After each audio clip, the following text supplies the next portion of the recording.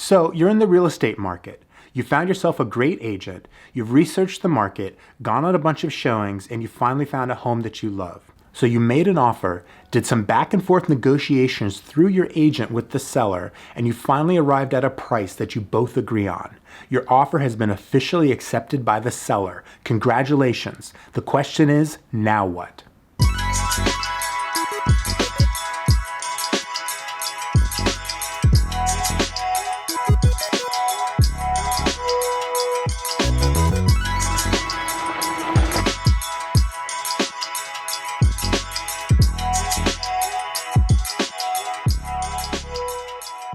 So because there are several steps in this process, and I want to go into it all in pretty good detail, I'm going to split this into two parts. In this first part, I'm going to run down how we go from having an accepted offer to having a legally binding contract of sale. I'm a real estate agent in New York City. My experience and information are coming from the New York City market, but I think it should be applicable to similar markets across the country. So before I get into it, please do me a huge favor and subscribe to this channel. I'm putting out new content all the time, and it will really help me reach new people if you subscribe and press that notification bell. Don't forget to like the video and drop a comment or question below if you have one, all right? Okay, so the seller has accepted your offer. What does that mean? Well, legally, it doesn't mean much. It's basically a handshake deal between you and the seller for you to buy the home at a specified price. In New York City, it's typical for a seller to continue showing the home with an accepted offer. As a potential buyer with an accepted offer, you'll be first in line to move forward with the purchase, but you need to move forward quickly. The seller also wants to move forward quickly because extra time on the market could potentially mean a lower selling price for them.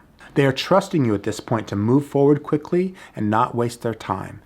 At this point, everybody wants to get the sale in contract. But before you can go into contract, there's a few important items that need to be taken care of first.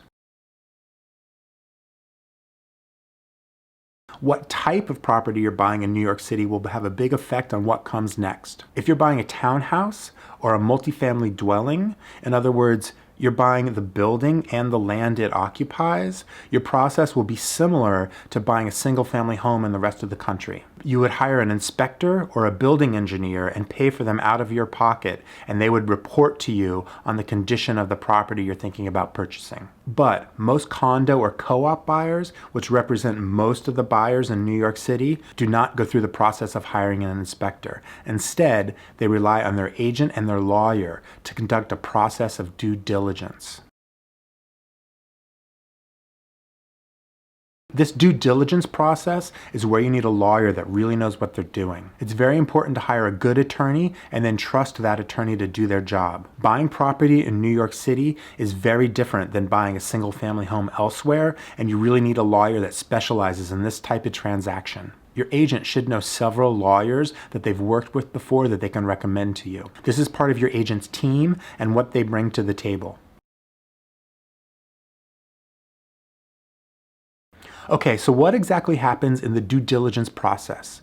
In this process, you're really looking for any potential problems that would prevent you from purchasing or enjoying the property. So number one is title research. Your lawyer is going to work with a good title insurance company to research the title on your property. Is it individually owned, or is it owned by an LLC or a trust? You need to make sure that the person you're buying it from actually has the legal right to sell it to you. Also, the title company will research any potential encumbrances on the title, like liens from a bank or a judgment lien or a mechanic's lien. You want to establish what they call clean title, which is a title that can be transferred to you free of defects. Okay, number two is building financials. Your lawyer is going to research the financial statements of the building and make sure that the building is properly managed. Now, every building is different, so you really need a lawyer that has a feel for the different types of buildings in New York City and how they operate. Your lawyer is going to look through the financial records to make sure the building is operating the way that they should. Your lawyer should also review the co-op or condo board minutes. These are the minutes from the board meetings, and they could be vastly different. Some minutes could just be a few notes on who was there at the meeting. Other minutes can get very, very detailed. Either way, your lawyer is going to be looking for any financial or operational issues that could affect your ownership of the property. So this might include a poorly maintained balance sheet, frequent and erratic increases in maintenance costs, or a record of frequent and costly litigation. So your lawyer is going to review all this information and issue a report to you on their findings. A good lawyer should have a feel for how these different buildings operate, and they're going to look for anything outstanding or out of the ordinary that you should know about. At the end of the day, the purpose of the due diligence process is so that you, as the buyer, feel comfortable with the purchase that you're making and know what you're getting into.